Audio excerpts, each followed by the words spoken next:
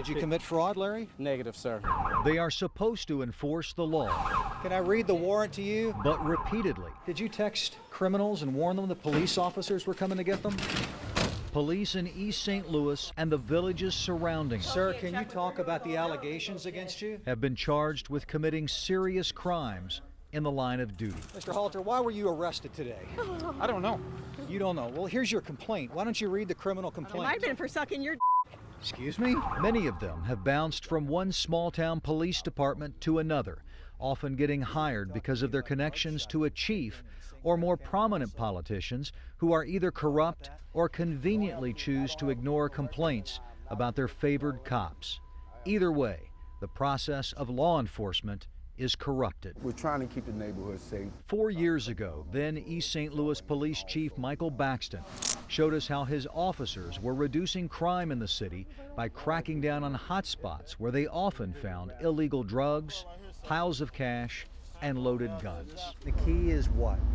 The key is visibility, deterrent, contact with the public. It sounded good, but months later, our investigation revealed many reasons why the department lacked credibility in the communities it served.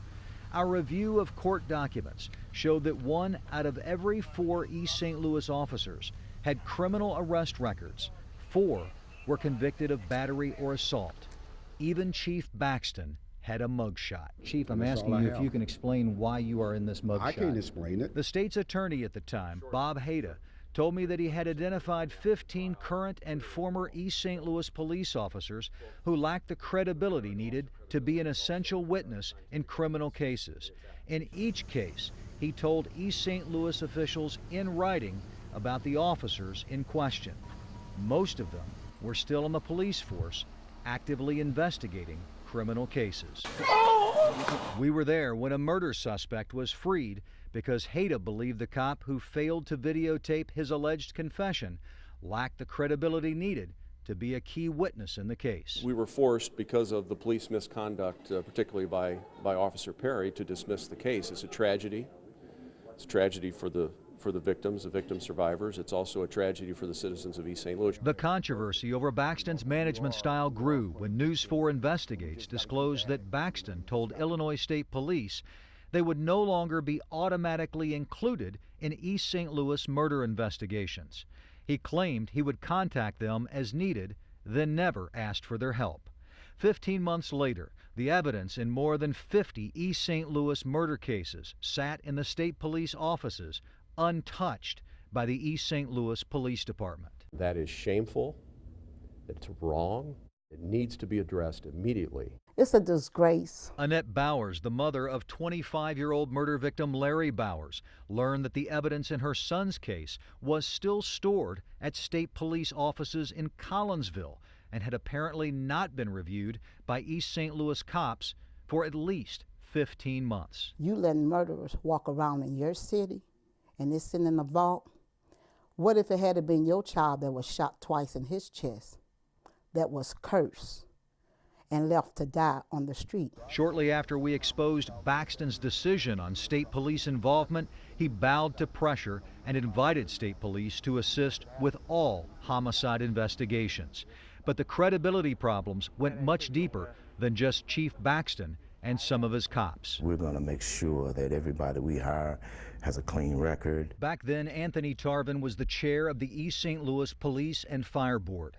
Our investigation also revealed that Tarvin had been accused of aggravated assault, and battery in 6 different incidents during the previous 2 decades.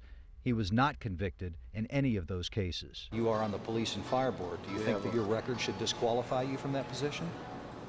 It hasn't. Not long after our reports, Tarvin and Baxton both resigned, even though East St. Louis Mayor Alvin Parks continued to support them. Chief Baxton. Yes, sir. Baxton became the police chief in Allerton, a small village just south of East St. Louis.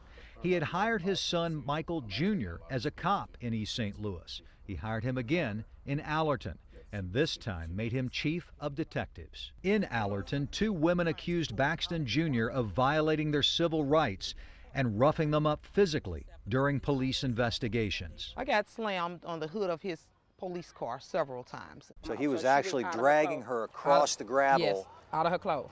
Out of her clothes? Yes, She was out of naked. her shirt, naked. They also accused his father, the police chief, of failing to properly investigate those complaints. So per my department policy and procedure, I'm not allowed to speak with you. You have to speak with the chief of police. In Allerton, village leaders may proclaim Jesus as Lord, but criminals ran the government, so public officials are often cut a lot of slack.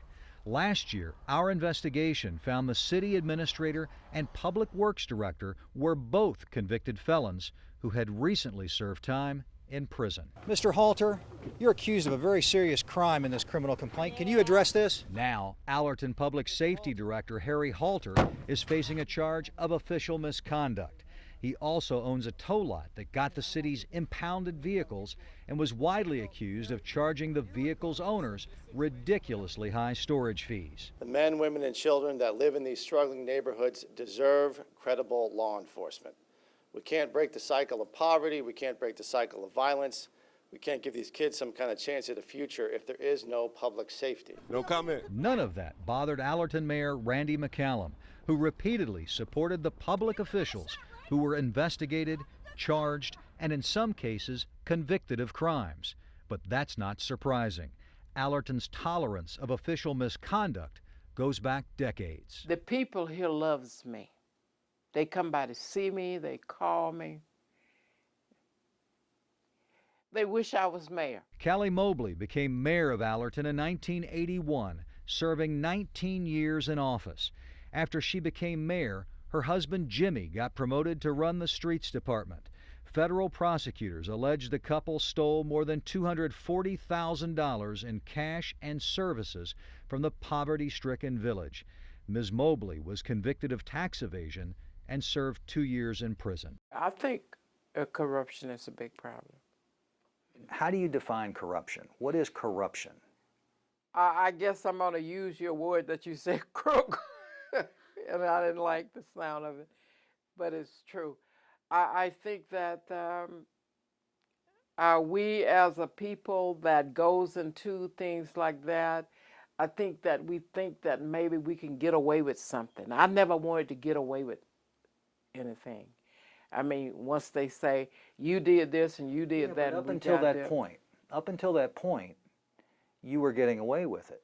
But I always felt bad. You felt bad while you were getting away with it. Yeah. But you kept doing it. I know.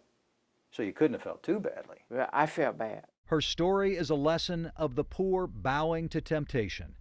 Mobley says when she first became mayor, she was making only $600 a month. Then, because she had access to more money and power than she ever imagined, she essentially got the keys to her own kingdom, and she quickly abused the privilege. Because you were breaking the law, you were able to get a better quality of life. But it was wrong. It was wrong. No one would excuse it. No. But you were And able I to would buy. want them to. But you were able to buy nicer clothes. Yeah. You were able to buy a nicer car, right? Right. Probably nicer furniture. All those things because you were a crook. That's what you said. You got to change that name. But is that right? You get the dictionary, you go in and find another word for that. But yeah, you're right. But in fairness, In fairness. you were a crook. Yeah. and it's hard to accept that. I don't like the terminology, but you were right. You're right. Others followed her example and also paid the price. Early this year, federal agents raided the home of then-Mayor Randy McCallum, who eventually pleaded guilty to stealing $1,000 from the village and attempting to deal crack cocaine. Just a few months after we confirmed Chief Baxton's 30-year-old felony convictions, he was caught in a federal sting operation after stealing what he thought was police evidence. A few months after what was then a still secret sting, East St. Louis rehired Baxton as police chief.